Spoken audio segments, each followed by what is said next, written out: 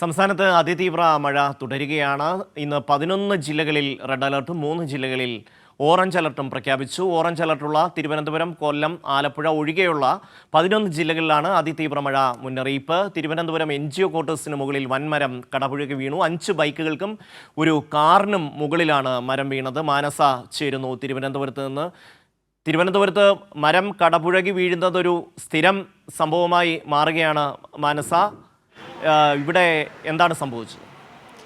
തീർച്ചയായും ഷമ്മി, ഈ മഴ മാത്രമല്ല കാറ്റിനെയും നമ്മൾ അതിജീവിക്കേണ്ട ഒരു സ്ഥിതി തന്നെയാണ്. കാരണം ശക്തമായ രീതിയിൽ 50 കിലോമീറ്റർ വേഗതയിൽ കാറ്റ് വീശുമെന്ന് പറയുമ്പോഴും തലസ്ഥാനത്ത് ഈ നേരം വരെ വീശിയ കാറ്റിൻ്റെ വേഗത എന്ന് പറയുന്നത് 60 കിലോമീറ്ററിന് മുകളിലാണ് എന്നാണ് അറിയാൻ സാധിച്ചത്. അതുകൊണ്ട് തന്നെ അതിശക്തമായ കാറ്റ് എന്ന് തന്നെ പറയണം. കാറ്റിൽ ഇത്തരത്തിൽ നാശനഷ്ടങ്ങളൊക്കെയും ഉണ്ടാകുന്നു. വീടിന് മുകളിലും അതോടൊപ്പം തന്നെ പൊതു ഇടങ്ങളിലുമൊക്കെ ഈ മരം കടപുഴകുമ്പോൾ ആളുകൾക്കാണ് അത് ഭീതി ഉണ്ടാക്കുന്നത്. നിലവിൽ മരം വീണിട്ട് ഒരു അപകടവും, അതായത് ആളപായവും ഒന്നും ഇല്ല എങ്കിൽ കൂടിയും ഇത്തരത്തിൽ വാഹനങ്ങൾക്കൊക്കെയും കെട്ടിടങ്ങൾക്കും കേടുപാടുകൾ സംഭവിക്കുന്ന ഒരു സ്ഥിതി ആണ് ഉണ്ടായിരിക്കുന്നത്.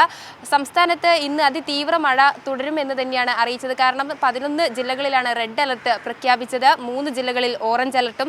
തിരുവനന്തപുരത്ത് ഓറഞ്ച് അലർട്ട് ആണ് എങ്കിൽ കൂടിയും ഇത്തരത്തിൽ ശക്തമായ രീതിയിൽ കാറ്റ് വീശുന്നു. അതിശക്തമായ മഴയ്ക്കാണ് സാധ്യത. ഇടവിട്ട നേരങ്ങളിലൊക്കെയും തന്നെ കനത്ത മഴ തന്നെയാണ് തലസ്ഥാനത്ത് മിക്കയിടങ്ങളിലും ലഭിക്കുന്നത് എന്നതാണ് പ്രധാന കാര്യം. ഈ ഒരു സാഹചര്യത്തിൽ പൊതുജനങ്ങൾ അതീവ ജാഗ്രത പാലിക്കാൻ തന്നെയാണ് പറയുന്നത്.